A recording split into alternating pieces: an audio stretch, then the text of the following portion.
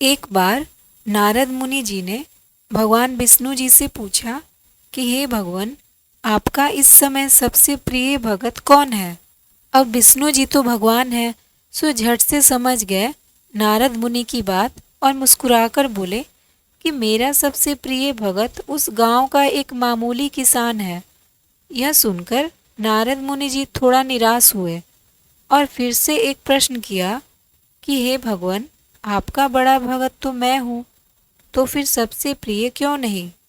भगवान विष्णु जी ने नारद मुनि जी से कहा, इसका जवाब तो तुम खुद ही दोगे। जाओ एक दिन उसके घर रहो और फिर सारी बातें मुझे बताना।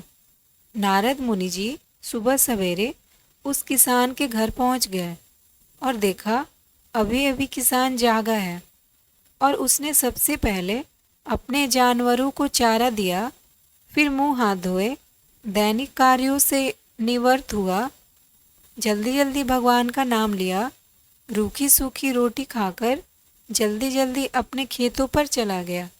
सारा दिन खेतों में काम किया और शाम को वापस आकर जानवरों को अपनी अपनी जगह बांधा, उन्हें चारा पानी डाला, हाथ पैर धोए, कुल्ला किया, फिर थोड़ी देर भगवान का नाम लिया, फिर परिवार के संग बैठकर खाना खाया और कुछ बातें की और फिर सो गया।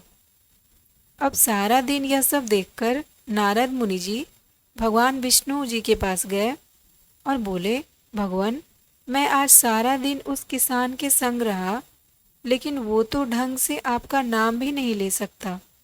उसने थोड़ी देर सुबह, थोड़ी देर शाम को, और वो भी जल्दी जल्दी आपका ध्यान किया, और मैं तो 24 घंटे सिर्फ आपका ही नाम जपता हूँ।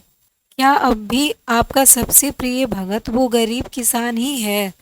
भगवान विष्णु जी ने नारद की बात सुनकर कहा कि अब इसका जवाब भी तुम मुझे खुद ही देना।